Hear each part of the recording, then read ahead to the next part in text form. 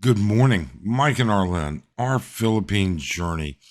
Thanks so much for joining us. Look, an interesting article and how it applies to expats and why you're being bullshit lied to so many different ways. Let's talk about it. Why'd you have to go? I guess this world's too slow for you. I think there's beauty in the gray, the cold, but you just want the gold. And there's no way I can beat it, cause I got no chance when it comes to her.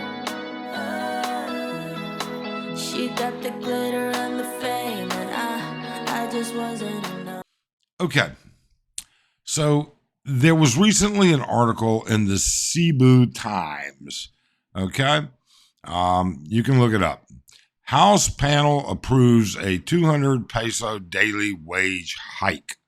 Okay, great. How's that apply to you? You're not working here. Doesn't matter. Well, it does, because there's an interesting bit of a word sentence in here. And let me just go down. You can read this. It's just been approved, but it's not been passed into legislation. It's got to go before the house and everything else. You know, it's the same thing as everywhere trying to get. So this is the first interesting thing. They say that, well, the 200 pesos per day is a relief. It's still far from what the labor groups call a living wage. And here's the second part. He noted that workers ideally need at least 1,200 pesos a day to cover basic necessities to support their families. Okay? All right. So let's just think about this for a second. If they need 1,200 pesos a day, what do you need? As an expat, what is it? What is going on here? So my collar's all messed up. Ugh, just not presentable this morning, huh? Jeez, I apologize. Okay, so if you're going to live any semblance, not an exclusively Western lifestyle, but any semblance of a lifestyle, a Western lifestyle, it's going to start costing you a whole lot more. And we should all be aware of the fact that there are YouTubers out there that are saying they live on $600 a month.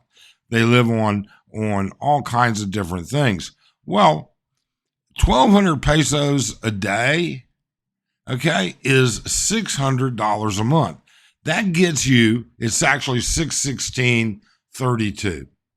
That gets you to a living wage. That doesn't get you to a retirement wage. It doesn't pay for you to go dating. It doesn't pay for travel. It doesn't pay for what you would consider to be a higher end living condition. So if you double it, that gets you to $1,200 a month. $1,200 a month gets you a lifestyle. It's still not living like a king like so many of these people say you will. You can take a look at the places that these people live in.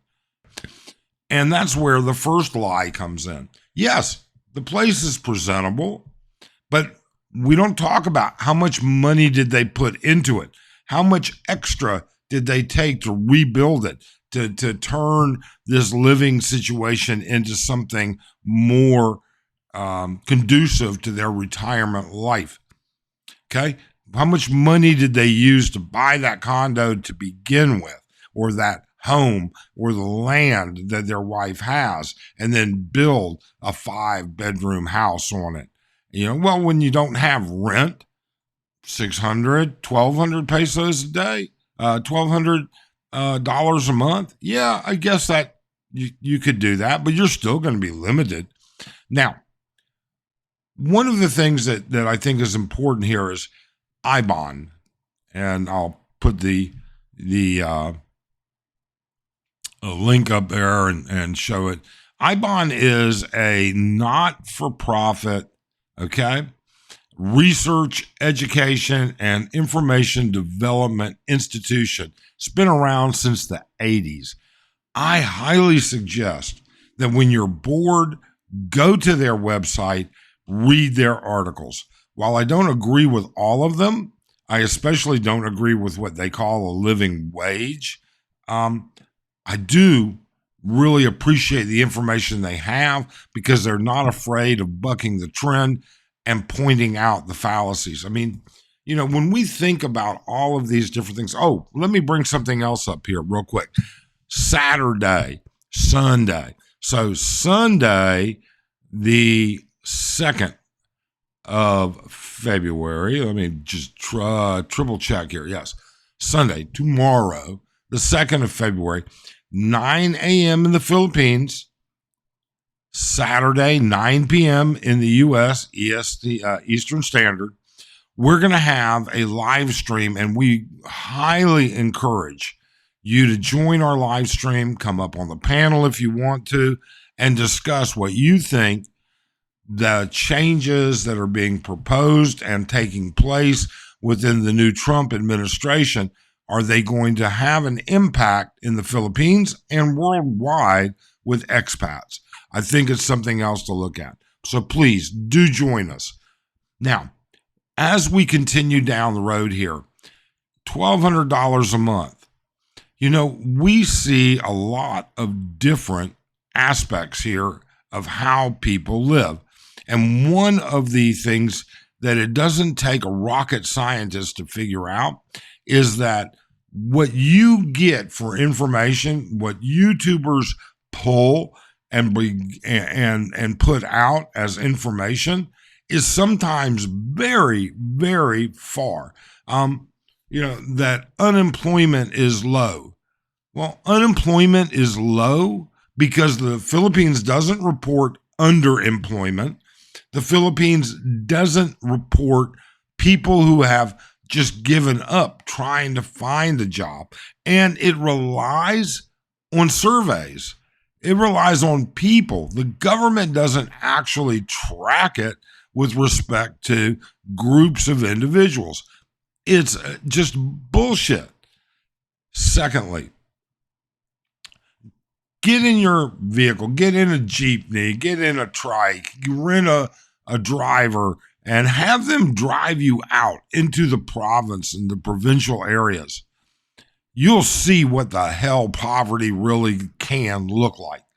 Now, don't get me wrong. Just because Filipinos have a high level of poverty, and they do, and the government admits it, okay, that doesn't mean they're not happy. But would you be happy living in that poverty? Now, we know YouTubers that live out in the province. We own a home out in the province. So we have a condo here. We have a home in the province in Mindanao.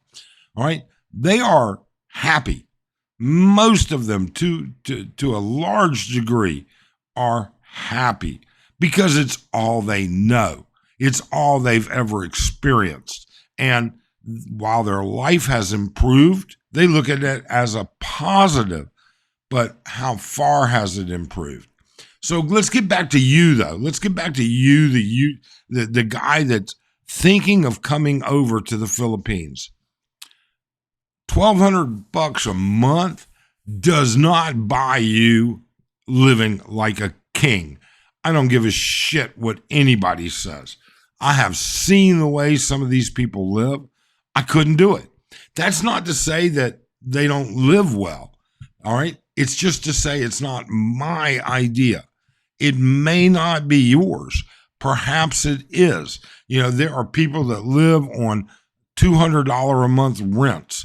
There are people that live in neighborhoods that maybe, who knows? I mean, you have to take a look at the entire situation. And while they find it acceptable, while they find it rewarding, many people will not.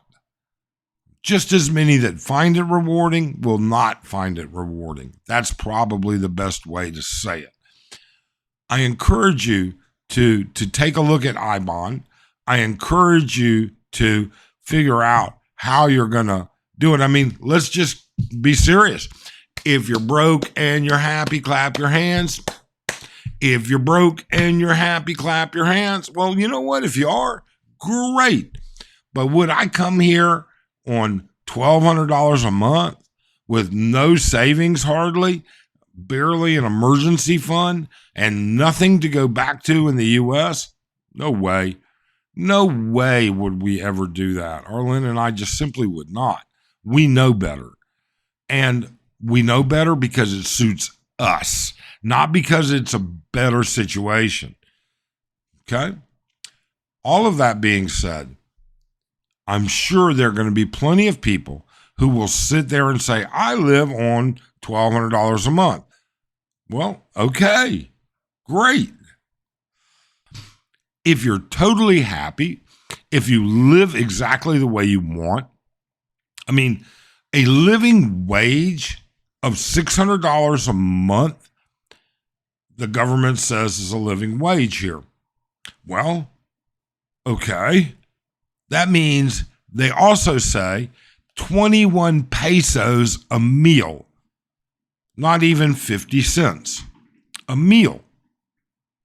When you want to live a retired life, you need to eat nutritious meals. They need to have vegetables, starches, carbohydrates, proteins. It's in the province and in the less than desirable areas of even the capital, they don't get that every day. There are still tons of Filipino families that only get one meal a day. Maybe that works for you. Just doesn't work for me.